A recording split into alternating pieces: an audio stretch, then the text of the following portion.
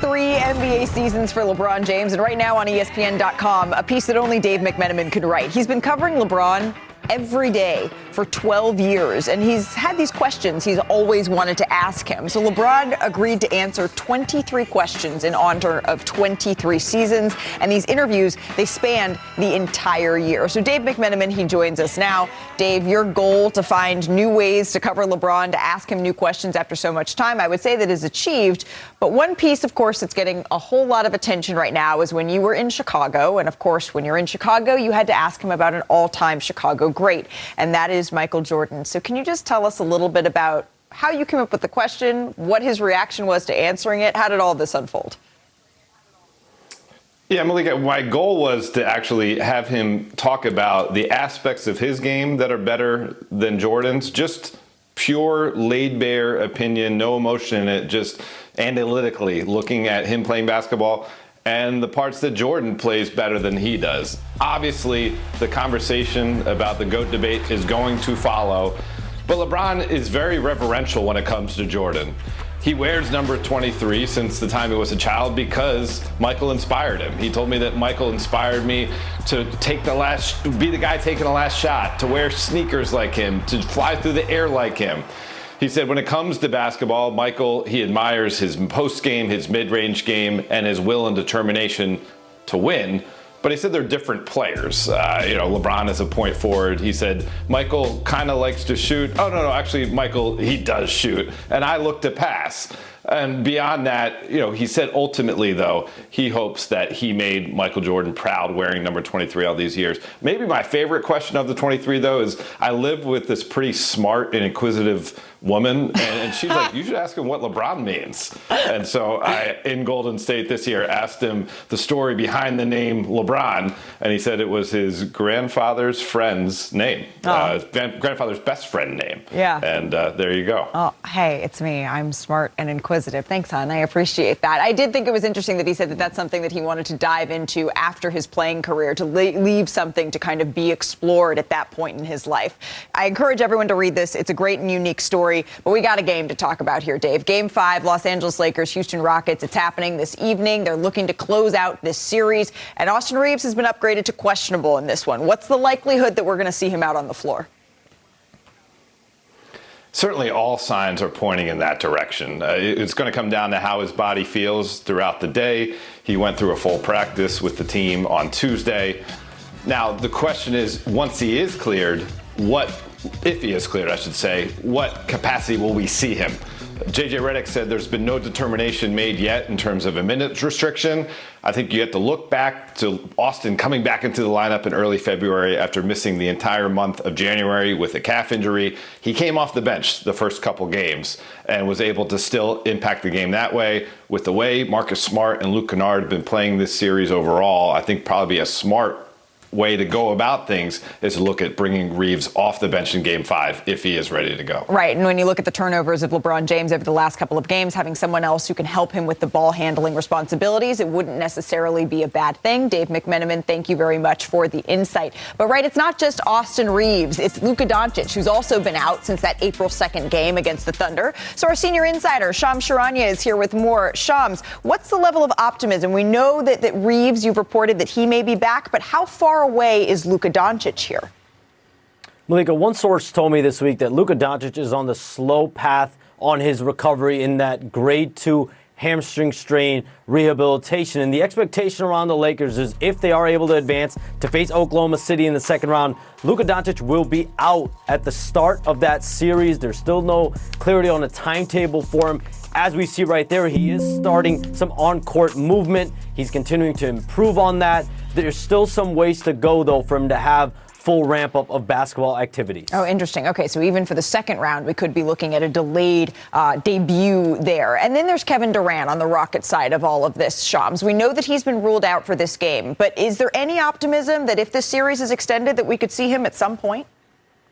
Look, it seems more unlikely about a Game 6 if the Rockets are able to extend this back to Houston. And then you look at Game 7, if this does go to 7 as the potential opening of that. This is a bone bruise plus a sprain in that left ankle.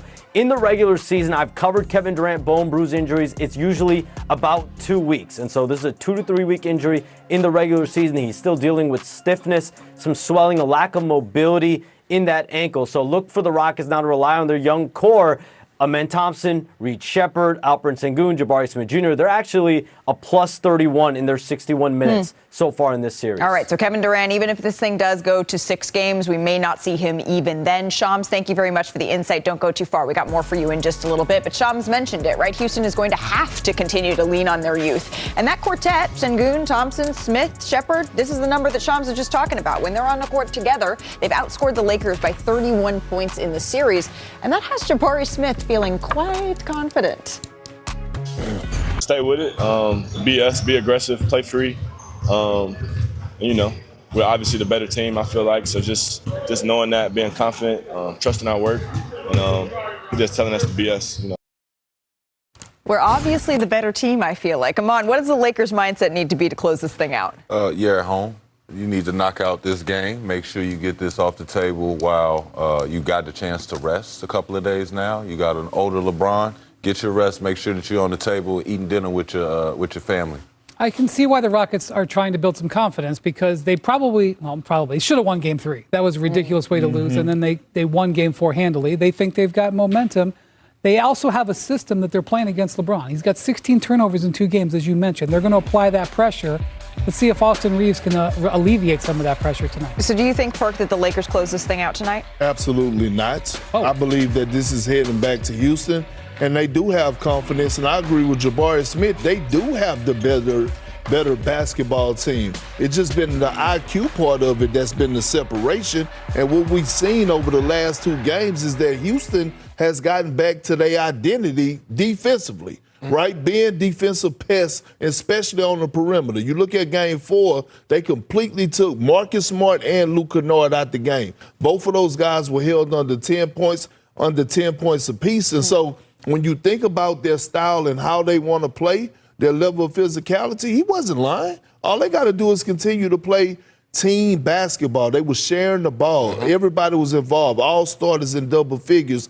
That's how the Rockets got to play. And at this point, they're really playing with house money. Without a doubt. But they only playing with house money because they missing the 30 points that we usually get out of KD, right? Yeah. On the Lakers side, right now, people are reacting a lot to LeBron having 8 turnovers. I'm not reacting like that. He's became the more primary ball handler. I think the turnovers go down a little bit just because he at home and he got energy now. You got to remember, those 2 emotional games back-to-back before we went out there and saw LeBron laying egg. He ain't just laying eggs. I ain't say he was. I won't say it. We ain't doing that. I ain't say we was doing it. Okay, I'm just making sure we don't. Well, that game is at 7:30. It's on ESPN. And are you saying that they're not going to close out at all or just not going to close out They're tonight? not closing out tonight. Okay, It's headed back to the H-time. I love that. We do have a big Houston developing guy. that's hung over the league all season long that we want to get to here. The NBA is taking another serious swing, not a Perk-sized swing, at fixing tanking with a new draft lottery proposal. So Shams has reported what's being called the 3-2-1 format, and it would change the incentives here for future teams in the lottery. So Shams, can you explain this proposal? Because it's got a lot of layers to it. What are the key components that we need to know?